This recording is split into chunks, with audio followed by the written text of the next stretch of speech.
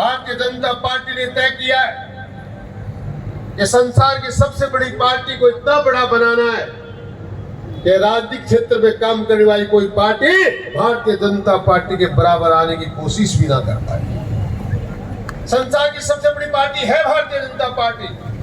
दुनिया के सबसे ज्यादा सदस्य हमारी पार्टी के पास है। इस पृथ्वी पर जितनी राजनीतिक पार्टियां, सबसे ज्यादा सांसद, सबसे ज्यादा विधायक हमारी पार्टी के पास है।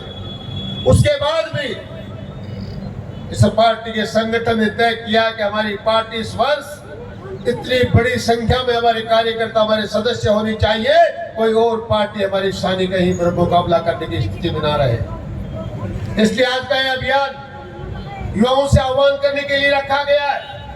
क्या मित्रों, सब लोग मिलकर एक एक व्यक्ति के घर जाकर एक एक व्यक्ति से संपर्क कर, एक एक व्यक्ति को मिस कॉल कर इतने सदस्यों की संख्या बढ़ा दी जाए कि आपका नाम भी रोशन हो जाए और देश का मान सम्मान भी बढ़ जाए, और हम भी और संगठन के लोग भी और राजनीतिक क्षेत्र में काम करने वाले लोग भी ये कहें कि हम भारतीय जनता पार्टी के सदस्य हैं, जिसके पास करोड़ों की नहीं अरबों के सदस्यों की संख्या है। आज इस अभियान का आगाज करने के लिए भाई विशंबर जी को बहुत धन्यवाद देना चाहता हूँ। आपने युवाओं का और इस प्रकार का सम्मेलन जो यहाँ आज के दिन रखा है मोदी जी के जन्म दिवस पर, आओ हम सब लोग मिलकर मोदी जी के लंबी उम्र की कामना तो करें ही करें, और इस बात की भी भगवान से प्रार्थना करें आप मोदी जी लंबे वर्षों तक जिए और इसी प्रकार इस देश को स्वच्छ भी बनाए रखें, सुदृढ़ भी बनाए रखें और संगठित भी बनाए रखें। आज का ये दिन वाकई बहुत महान दिन है। आज मोदी जी का जन्मदिन है और मोदी जी के जन्मदिन के साथ साथ आप लोगों का सदस्यता अभियान है, और आज गांधी जी के सपनों को साकार करने का पखवाड़े का भी इसकी शुरुआत है। 2 अक्टूबर तक पार्टी ने तय किया है, संगठन और सत्ता के लोगों ने तय किया है कि हम 2 अक्टूबर तक ये स्वच्छता का अभियान इसी प्रकार चलाते रहेंगे। इसलिए सदस्य ये स्वच्छता के अभियान में जो लोग शामिल हुए उनसे निवेदन करना चाहूंगा, मात्र आज झुंझुनू जिले पर 2 जगह, एक जगह झाड़ू लगाकर हमें तीसरी नहीं करनी है। ये एक पेड़ माँ के नाम, एक पेड़ राष्ट्र के नाम का कार्यक्रम और स्वच्छता का कार्यक्रम 2 अक्टूबर तक लगातार चलाकर गांव में, ढाणी में और पूरे जिले में स्वच्छता का काम करना है। ये भी मैं आपसे निवेदन करना चाहता हूँ। बुजुर्गों और नौजवान दोस्तों, देवियों, सज्जनों, आने वाले बहुत कम समय में आने वाले उपचुनाव के लिए चर्चा करने के लिए भी आज हम एक विषय हमारे सामने रखा गया है। विधानसभा का चुनाव हम लोग हार गए, लोकसभा का चुनाव भी हम लोग हार गए। मैं जिला मुख्यालय की बात करना चाहता हूं। अगर इसी प्रकार हम लोग विरोधाभास में करते रहे, इनको आगे आगे बढ़ाते रहे, तो जिस प्रकार अभी झाझड़िया जी कह रहे थे कि वो लोग जो इतने बेखौफ हो गए, जिनको इतना बड़ा घमंड हो गया है कि मैं राम राम भी किसी से करूं ना करूं, उन लोगों को मात्र आईना नहीं दिखाना है, अपने आप का मूल्यांकन भी करना है। कहने को तो आप संसार की सबसे बड़ी पार्टी के सदस्य हैं, पर झुंझुनू विधानसभा में क्या हालात हैं, इस पर भी मंथन करने की जरूरत है। इस पर भी विचार करने की जरूरत है। क्यों?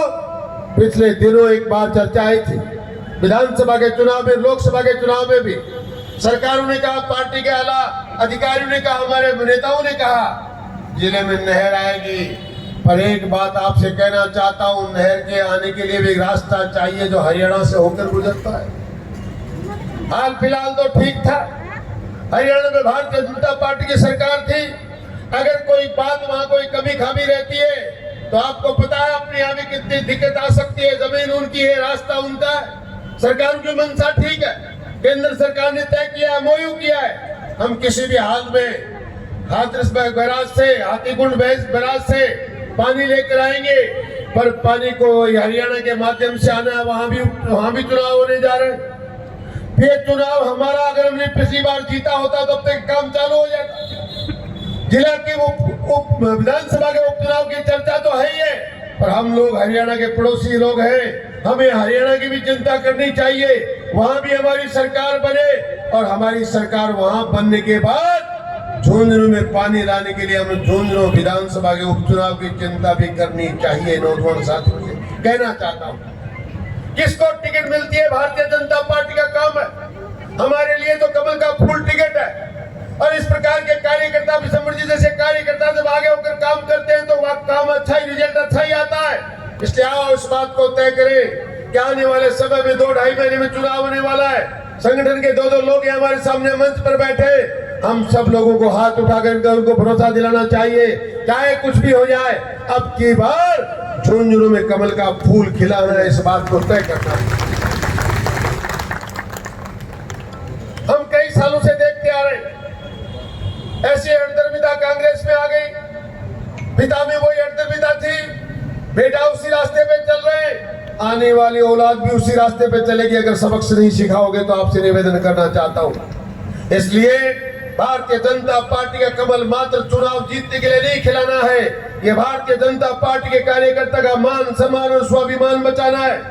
ये भारतीय जनता पार्टी के कार्यकर्ता के मान सम्मान के साथ साथ हमें एक नया इतिहास इसलिए रचना है, क्योंकि एक पेड़ जब बहुत बड़ा हो जाता है तो फिर उसकी मर्जी के अनुसार लोग उसको प्रयोग में लेते हैं और वो भी अपनी मर्जी के अनुसार ही अपना काम करते हैं। इसलिए आपको इन हालात को बदलना होगा। ये हालात परिस्थितियां अगर नहीं बदलेंगी तो आपने 5 साल में देखा है झुंझुनू विधानसभा का क्या विकास हुआ। भारतीय जनता पार्टी की सरकार को मात्र 8 महीने हुए 26 करोड़ की सड़कें एक साथ घोषित की गई है। 5 करोड़ रुपए यहाँ के प्रत्याशियों के माध्यम से सरकार ने लगाया है। 5 ट्यूबवेल भारतीय जनता पार्टी के 200 विधानसभाओं में जहां जीते हैं कि हारे, भारतीय जनता पार्टी भेदभाव नहीं करती, पूरे लोग, पूरे समाज को, पूरे 7 करोड़ लोगों को अपना कार्यकर्ता मानती है। यहाँ अगर कांग्रेस की सरकार होती तो आप लोग जानते, पूछ तक गलियों में सड़कें बनाई जाती थी। हमारा पार्षद कहाँ है, हमारा पंचायत समिति का सदस्य कहाँ है, हमारा विधायक कहाँ है? इन बातों पर निर्णय करने वाली कांग्रेस हमारा भला कर नहीं सकती। ये भारतीय जनता पार्टी इस बात की तरफ नहीं देखती हमारा विधायक है भी कि नहीं है, हमारा कार्यकर्ता वहां है कि नहीं है। भारतीय जनता पार्टी कहती है इस राजस्थान में रहने वाला, राजस्थान का जन्मा जाया एक व्यक्ति हमारे लिए भगवान है, गणेश है, और हर एक व्यक्ति को लाभ पहुंचना चाहिए, हर एक व्यक्ति का काम होना चाहिए। ऐसी मंशा भारतीय जनता पार्टी की है, इसलिए हमारा जिम्मा है कि हम भारतीय जनता पार्टी को जिताएं और हमारा विधायक चुनकर राजस्थान की विधानसभा में जाए। आप लोग जानते हैं कि जब हमारा आदमी वहां आवाज उठाता है तो उस आवाज का मतलब कुछ निकलता है। जब हमारा आदमी वहां राजस्थान की विधानसभा में आवाज उठाने वाला होता नहीं तो काम कुछ कम होते हैं। आप लोग भी मुझसे बेहतर जानते हैं। और काम को ज्यादा कराने के लिए आपने देखा है जहां जहां हमारे विधायक हैं, अब की बार बजट में किस प्रकार के हालात रहे, हमें कुछ कम मिला क्योंकि हमारी आवाज उठाने वाला कोई था ही नहीं। ये तो धन्यवाद देना चाहता हूँ देश के राजस्थान के यशस्वी मुख्यमंत्री को, जिन्होंने कोई भेदभाव नहीं किया। झुंझुनू को भी उतना ही दिया, उदयपुर वाटी को भी उतना ही दिया, खेतरी को भी उतना ही दिया, सूरजगढ़ को भी उतना ही दिया। पर बुजुर्गों, नौजवान दोस्तों, देवियों, सज्जनों, जब आवाज वहां उठाने वाला आदमी वहां होता है तो उसकी आवाज पहले सुनी जाती है, इसमें कोई दो राय नहीं है। आओ हमारी आवाज भी राजस्थान की विधानसभा में गूंजे, हमारा भी एक नुमाइंदा चुनकर वहां जाए, झुंझुनू विधानसभा की चिंता करने वाला कोई व्यक्ति हमारा वहां जाए। इसलिए हम दृढ़ संकल्प के साथ ये प्रण लें कि आने वाले उपचुनाव में हम हर हालत में भारतीय जनता पार्टी के कमल के फूल को जिताकर छोड़ेंगे। आज देश में भारतीय जनता पार्टी की सरकार में हमारी आवाज झुंझुनू में उठाने वाला नहीं रहा, पर आज कम से कम राजस्थान की विधानसभा में हमारी आवाज बुलंद हो, किसान की आवाज बुलंद हो, किसान की समस्याओं का समाधान करने वाला कोई हो, कर्मचारियों की आवाज वहां उठे, व्यापारियों की आवाज वहां उठे। इसलिए हमें आज ये तय तो करना ही पड़ेगा क्योंकि आज युवाओं का सम्मेलन है, आज ये युवा सदस्यता अभियान है और युवा जिस तरफ चलता है जमाना उसी तरफ चलता है। इसलिए आपसे निवेदन करना चाहता हूँ कि आप इस बात को दृढ़ संकल्प करें कि हमें ये काम करना ही चाहिए।